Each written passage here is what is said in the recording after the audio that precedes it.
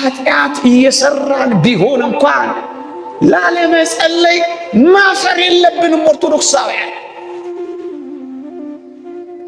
እግዚአብሔርን ለማናገር መደበቅ የለብንም። ኦርቶዶክሳውያን ታመንም ቢሆን በመከራው በምንም ሁኔታ ውስጥ እንሆን፣ እንደውም አንድ ሊቅ ምን ይላል? መታመምህን ላለመጸለይ ምክንያት አታድርግ፣ ይልቁንም ይላል ለህመምህ መድኃኒት የሚሆንህ ጸሎትህ ነው ይላል። ወድቀህ ብትሆን ጸልየው። እስክትባረከኝ አለቅህ፣ እስክትመልስልኝ አለቅህ፣ እስክትደርስልኝ አለቅህ፣ ከዚህ ማጥ እስክታወጣኝ ድረስ አለቅህ፣ አለሁልህ እስክትለኝና እስክታቆመኝ ድረስ አለቅህ። ካልባረከኝ አለቅህ ማለት እኮ ነው። አትልቀቁት፣ አትተዉት፣ ዘውትር አናግሩት። ዘወትር መጸለይ፣ ዘውትር መጸለይ። እንኳን እኔ እኮ ጸሎት አላውቅም፣ እኔ እኮ አሳክቼ መጸለይ አልችልም። ግድ የለም እግዚአብሔር መኮላተፋችን እንኳን ሳይቀር ነው የሚወደው። ኦርቶዶክሳውያን በአባታችን ፊት እየተኮላተፍን ስንናገር እግዚአብሔር እኮ ደስ ይለዋል። ለምንጠቀማቸው ቃላት ጠንካራነት ከመጠን በላይ ሳንራቀቅ መኮላተፋችን እንኳን የሚወድ እግዚአብሔር እንዳለ እንመንና እየተኮላተፍንም ቢሆን እንጸልይ። የእግዚአብሔር ቃል እንዲህ ይላል፣ ከእናንተ ግን ማንም ጥበብ ቢጎለው ሳይነቅፍ በልግስና ለሁሉ የሚሰጠውን እግዚአብሔርን ይለምን። ነገር ግን በምንም ሳይጠራጠር በእምነት ይለምን። የሚጠራጠር ሰው በነፋስ የተነቃነቀ የባህር ማዕበል ይመስላልና። ሁለት ሐሳብ በመንገዱም ሁሉ ለሚወላውል ለዚያ ሰው ከጌታ ዘንድ አንዳች የሚያገኝ አይምሰለው ይላል። አንዳች አናገኝም። ምን ካልን? ከወላወለ።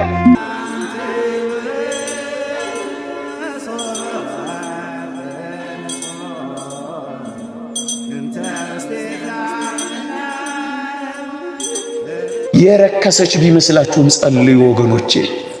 እደግመዋለሁ፣ ኃጢአት እየሰራን ቢሆን እንኳን ላለመጸለይ ማፈር የለብንም። ኦርቶዶክሳውያን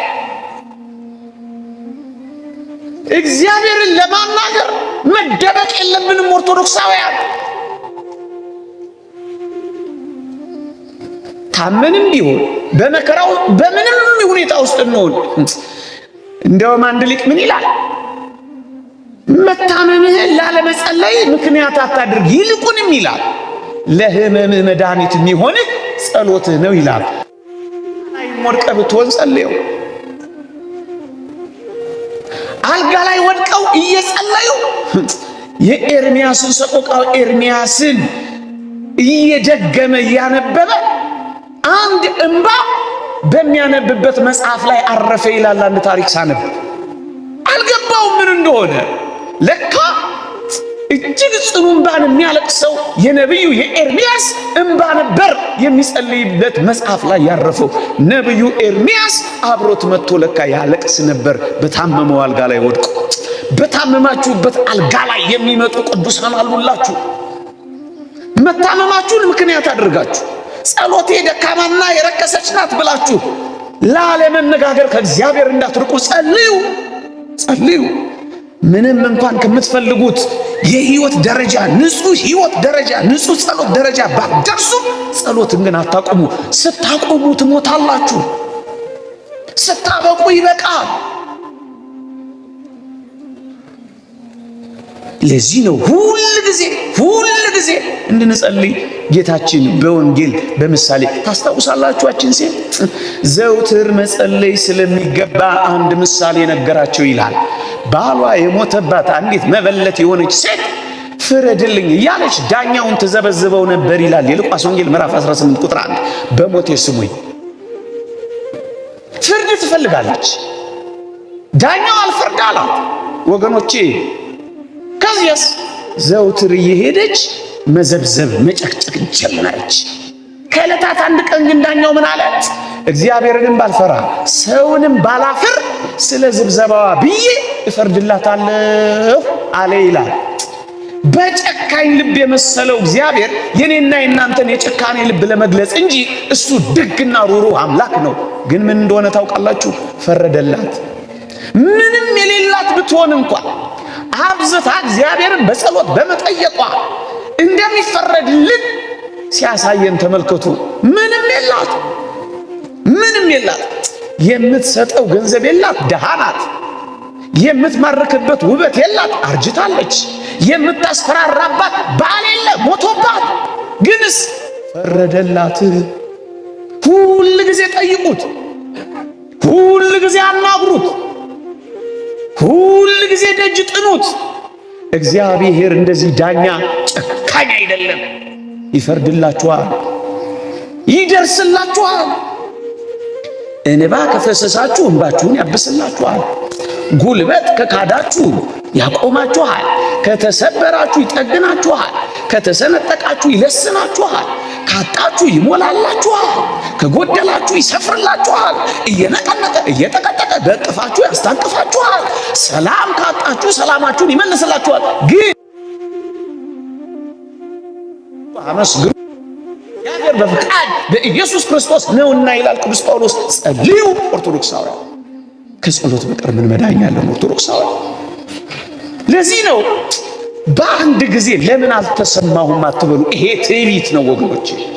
እግዚአብሔር እኔ በምፈቅደው ቀን ለምን አልመለሰልኝም አትበሉ። ይሄ ኩራት ነው ወገኖቼ።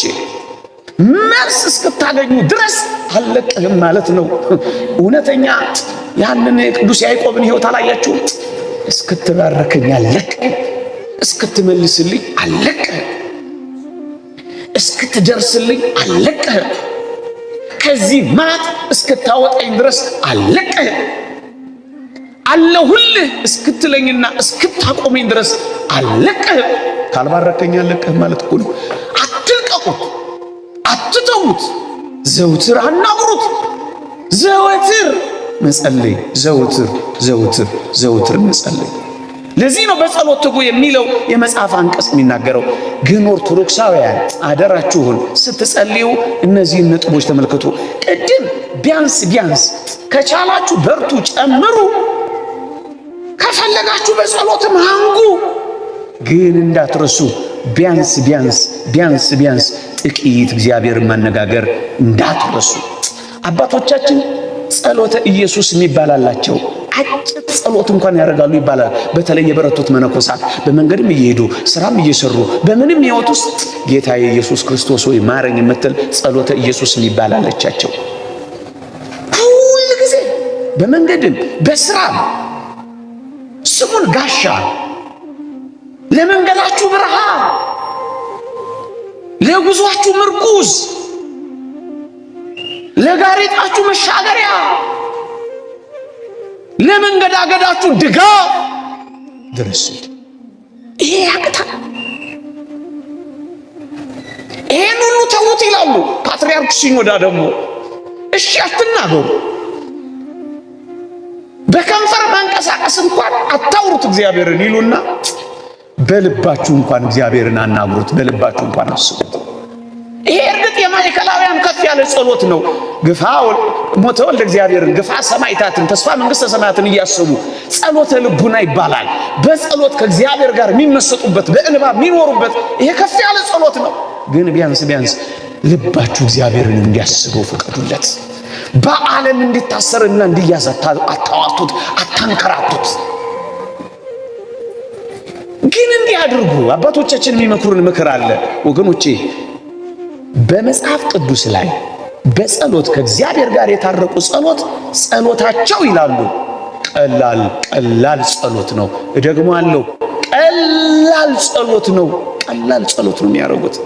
ምን ማለት መሰላችሁ? በጣም ቀላል ጸሎት ነው ማለት ምን ማለት መሰላችሁ? እዩ፣ እግዚአብሔር ፊት ሲነጋገሩ በቃላት ማጠንከር፣ በንግግር ማሳመር። በጣም ሲጠበቡ አታዩዋቸውም ወገኖቼ። ቃላቶቻችሁን ለማሳመር፣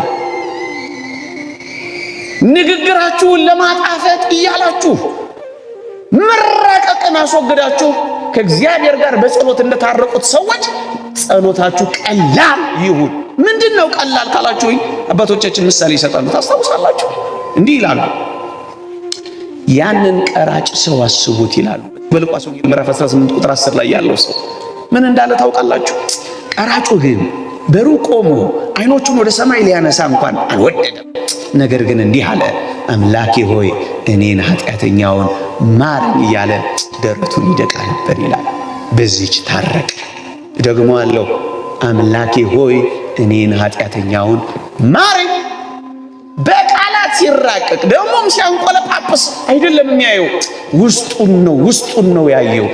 ያ አባት እንደተናገረው ጌታዬ ሆይ ያንተን አምላክነት ግለጽልኝ፣ የኔን ደካማነት ደግሞ አሳውቀኝ እንዳለው ደካማነቱን የሚያውቅ ሰው ሁል ጊዜ በኃጢአቱ ራሱን እየወቀሰ ደረቱን እየደራችሁን መከራቱ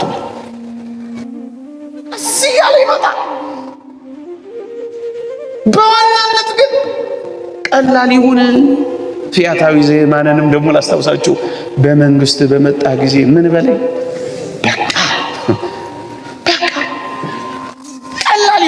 የተወደዳችሁ ኦርቶዶክሳውያን ታውቃላችሁ፣ የእናንተን አላውቅም። የአባት ልብ በጣም የሚያሸፍተው የልጆች ንግግር እኮ የኮልታፋነት እኮ ንግግር ነው።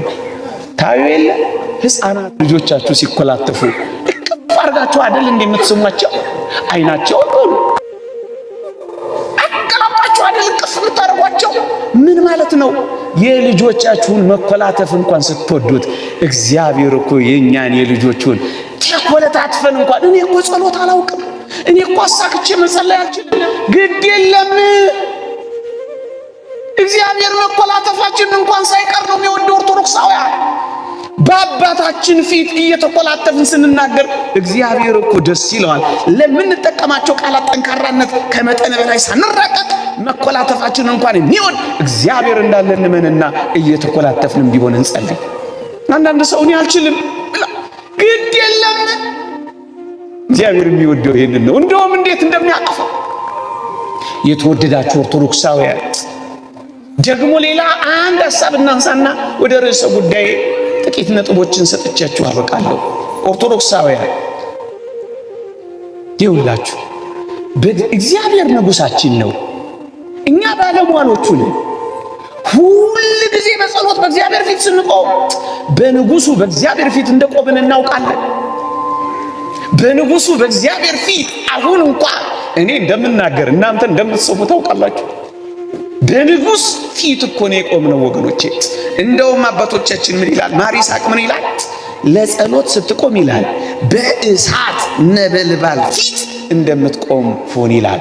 በእሳት ነበልባሎች ፊት እንናገራለን፣ በእሳት ነበልባሎች ፊት እንቆማለን፣ በእሳት ነበልባሎች ፊት እናገለግላለን። በእሳት ነበልባል ፊት የሚቆም ምንኛ ንቁና ቀልጣፋ እንደሚሆን አስቡት። እንዴት ታንቀላፋላችሁ? እንዴት ትዘናጋላችሁ? እንዴት ቸል ትላላችሁ?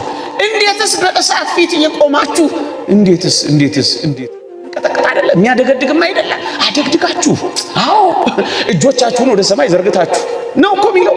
በማለዳ በፊት እቆማለሁ እንዳለ እየቆማችሁ ከቻላችሁ በእውነትና በመንፈስ ይሰግዱለታል እንደሚለው እየሰገዳችሁ፣ ካልቻላችሁ እየቆማችሁ፣ ከዚያስ እጆቻችሁን እየዘረጋችሁ በፊት ሌሊት እጆቻቸውን አንሱ እንዳለ ቅዱስ ጳውሎስም ወንዶች እጆቻቸውን እያነሱ ያለ ቁጣ እንዲጸልዩ ፈቅዳለሁ እንዳለ እጆቻችሁን እያነሳችሁ ደግሞስ አይናችሁን ቆም አድርጋችሁ ማን አስተምሯችሁ ነው የምትጨፍኑት? የተወደደ መድኃኒታችን ኢየሱስ ክርስቶስ አይኖቹን ቀና አድርጎ አላዛር ያስነሳ አላያችሁ? አይኖቹን ቀና አድርጎ ህብስቱን እንደባረከ አላያችሁ? ይሄ እኮ ትምህርት ነው። አይኖቻችሁን ቀና አድርጋችሁ ወደ ሰማያት። አዎ ምንድነው የሚለው? የእግዚአብሔር አነሳለሁ አይልም? አይኖቻችሁን አንስታችሁ ሳትደገፉ መቋሚያም ሳትይዙ አምድ ላይ ደገፍ ሳትይዙ እንቅልፍም ሳታንቀላፉ በእሳት ነበልባሎች ፊት እንደምትቆሙ ሆናችሁ ጸልዩ። በንጉሥ ፊት እንደሆናችሁ አስባችሁ አደግድጉ ወገኖቼ፣ አደግድጉ። ሌላውን ሁሉ ትተን ምን እናድርግ? ቅድም ብያችኋለሁ በመግቢያዬ ቀመርና ፎርሙላ የለውም። ቅድም እንዳልኳችሁ በአንዲት ቃል ታርቀዋል።